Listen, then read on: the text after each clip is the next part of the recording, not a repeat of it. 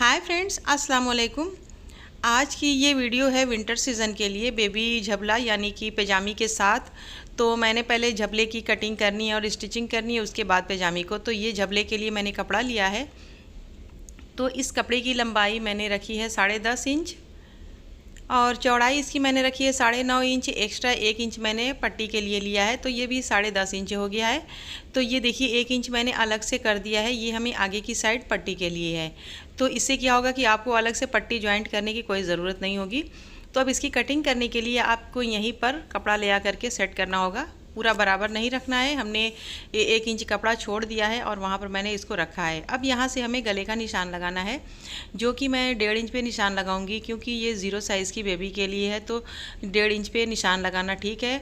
अगर थोड़ा सा बड़े बच्चे हो तो 2 इंच पे गले का निशान लगाएंगे। कंधे को मैंने 2 इंच पे लगाया है और यहाँ से मैंने आर्मोल के लिए 4 इंच पर निशान लगाया है और इस तरह से मैंने गोलाई दे दी है। तो ये हो गया आर्मोल का निशान। और यहाँ से आगे के गले के लिए निशान लगाना है 2.5 इंच की डीप गहराई आगे का गला, और पीछे के गले के लिए हमें 1 इंच की गहराई देनी होगी। तो इस तरह से मैंने दोनों गले का निशान लगा लिया है। अब हमें दोनों को अलग अलग कट करना होगा। देखिए निशान तो मैंने पीछे वाले पार्ट में लगाया है, पर दोनों को अलग अलग कट करना होगा। अब यहाँ से हमने आर्मोल की कटिंग कर ली है। ये कटिंग करने के बाद अब हमें गले की कटिंग करनी है। तो सबसे पहले पीछे वाले गले की कटिंग करेंगे, जो कि मैंने 1 इंच की गहराई में निशान लगाया है। ये हो गया पीछे का गला। अब पीछे वाले पार्ट को हटाएंगे, यहाँ से हम फ्रंट पार्ट का गला कट करेंगे। तो ये मैंने ये भी कट कर दिया है। ये 2.5 इंच की गहराई में है। अब नीचे से थोड़ा सा कपड़ा हम बराबर कर देंगे। तो ये हो गया हमारे झबले की कटिंग। इसकी कटिंग बहुत इजी है। अब सबसे पहले हम इसको खोल के देख लेंगे। तो इस तरह से आप देख सकती हैं, साइड में कोई भी कट नहीं है, कोई भी जॉइंट नहीं है। आगे पट्टी के लिए भी आपको कपड़े जॉइंट नहीं करने होंगे। बहुत ही इजीली कटिंग हो जाएगी, बहुत ही इजीली इसकी सिलाई भी हो जाएगी। तो ये कटिंग के बाद इस तरह से दिखेगा। अब हमें स्लीव की कटिंग करनी है। तो स्लीव की कटिंग के लिए मैंने ये कपड़ा लिया है।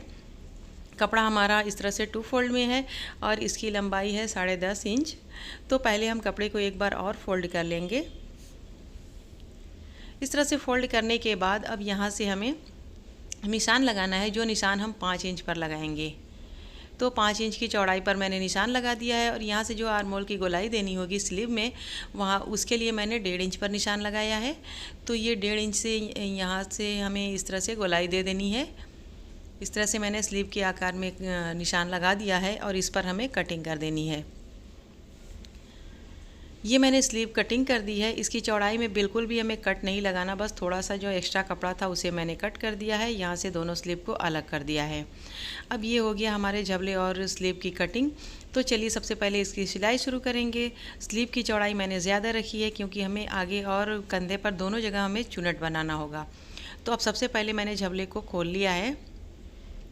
इसको इस तरह से रखने के बाद यहाँ से दोनों पट्टियों को इस तरह से फोल्ड करके इस पर हमें सिलाई लगानी है, दोनों साइड की पट्टियों पर। ये सिलाई लगाने के बाद फिर वापस से हम झबले को सीधी साइड करेंगे और वापस से हम इसे इस तरह से रखेंगे। इस तरह से रखने के बाद दोनों कंधे की सिलाई लगाएंगे। उसके बाद देखिए मैंने पट्टी की सिलाई लगा ली, कंधे की सिलाई लगा ली है। अब इसको हम सीधा कर लेंगे। तो इसको मैंने यहाँ से सीधा कर लिया है। ये सीधा करने के बाद इसको साइड में रखेंगे। पहले हम अपनी स्लीव को बनाएंगे।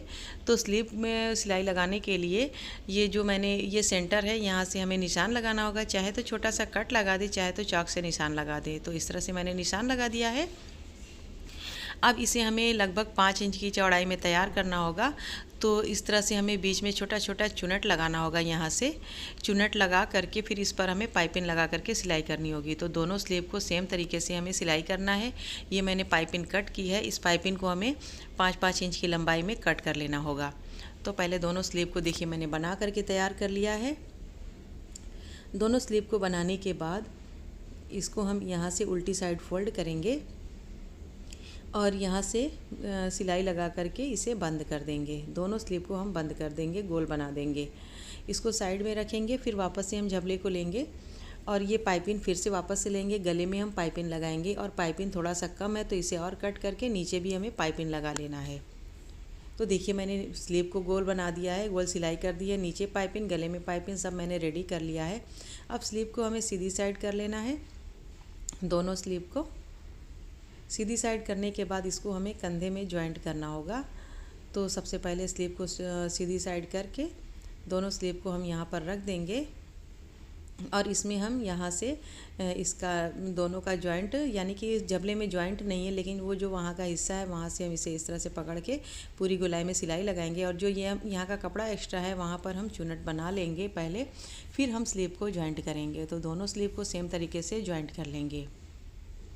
तो देखिए इस तरह से मैंने झबले को बना करके तैयार कर लिया है। स्लीव भी जॉइंट हो गई है, सारा कुछ इस पर कंप्लीट है, बस बटन लगाना है, इसको हम बाद में लगाएंगे। अब चलते हैं पैजामी की तरफ। तो पैजामी बनाने के लिए ये मैंने कपड़ा लिया है। पैजामी की भी लंबाई चौड़ाई मैंने कट की है। कपड़ा हमारा 2 फोल्ड में है। अब सबसे पहले इसकी लंबाई आप देख लीजिए कि इसकी लंबाई मैंने ली है 12 इंच और चौड़ाई इसकी है 11 इंच। इसमें हमें म्यानी लगा करके तैयार करना है। आप चाहे तो बगैर म्यानी का भी पैजामा बना सकती हैं। तो इसमें कोई भी कटिंग नहीं करनी है, बस सीधा सा मैंने कपड़ा लिया है, यहाँ से दोनों कपड़े को कट करके अलग कर लेना है। तो कपड़े को मैंने कट करके अलग कर लिया है। अब इसके दोनों पार्ट को हमें अलग अलग करना होगा, लेकिन सबसे पहले यहाँ से हम 1 इंच नेफा फोल्ड करने के लिए निशान लगा लेंगे और 5 इंच हम आसन के लिए निशान लगाएंगे। इस 5 इंच पर से ही हमें म्यानी को लगाना होगा। तो निशान को हम दोनों साइड लगा लेंगे। अब इस तरह से मैंने निशान लगा दिया है। अब दोनों पार्ट को सबसे पहले हम अलग अलग करके रख लेंगे और म्यानी को भी हम कट कर लेंगे। तो सबसे पहले हम म्यानी कट कर लेंगे। यहाँ से इस तरह से तिरछे कपड़े से हमें म्यानी कट करनी है। अब उसके बाद हमें इन दोनों कपड़े को फिर से हमें खोल के रख लेना है। और सबसे पहले हमें सिलाई करते वक्त इस बात का ध्यान ज़रूर देना होगा कि जो भी प्रिंटेड कपड़ा हो, अगर उसके प्रिंट की साइड ऊपर की साइड गई हुई हो तो वो हमें ध्यान दे करके सिलाई करना होगा, वरना प्रिंट की साइड नीचे चली जाएगी। तो इस तरह से हमें सिलाई करना होगा। अब नीचे की जो मोहरी है वहाँ पर हम चुन्नट लगाएंगे और चुन्नट लगा करके वहाँ पर हम पाइपिंग से उसे फिक्स करेंगे। तो सबसे पहले हम पाइपिंग को अपनी चौड़ाई के हिसाब से कट कर लेंगे। तो मैंने पैजामे की मोहरी को 7 इंच की चौड़ाई में इस तरह से नाप लिया है और 7 इंच में हम पाइपिंग को कट कर लेंगे। तो 2 पाइपिंग हम कट करेंगे 7-7 इंच की लंबाई में और चुन्नट बना करके वहाँ पर हम पाइपिंग को फिक्स करेंगे। और ये जो मैंने निशान लगाया था म्यानी के लिए, उस निशान पर हम म्यानी को भी सिलाई करेंगे। तो पहले यहाँ से एक म्यानी को हम रखेंगे, यहाँ पर सिलाई कर लेंगे। फिर दूसरे वाले पार्ट में इस साइड हम म्यानी को रखेंगे, यहाँ पर हम सिलाई कर लेंगे। तो देखिए मैंने म्यानी की भी सिलाई कर ली है। नीचे मैंने पाइपिंग भी बना करके कंप्लीट कर ली है चुन्नट के साथ। अब हमें वापस से इस कपड़े को एक दूसरे के ऊपर रखना होगा। इस तरह से रखने के बाद फिर यहाँ से हम सिलाई लगाएंगे और दूसरी साइड भी सेम तरीके से हम सिलाई लगाएंगे। ये सिलाई लगाने के बाद फिर हम नेफे को फोल्ड करेंगे लास्टिक के साथ। फिर वापस से हमें इसे इस तरह से खोल करके यहाँ की सिलाई लगाने के बाद फिर यहाँ से हम बंद कर देंगे इसे। तो ये हमारी पैजामी पूरी तरह से बन के कंप्लीट हो जाएगी।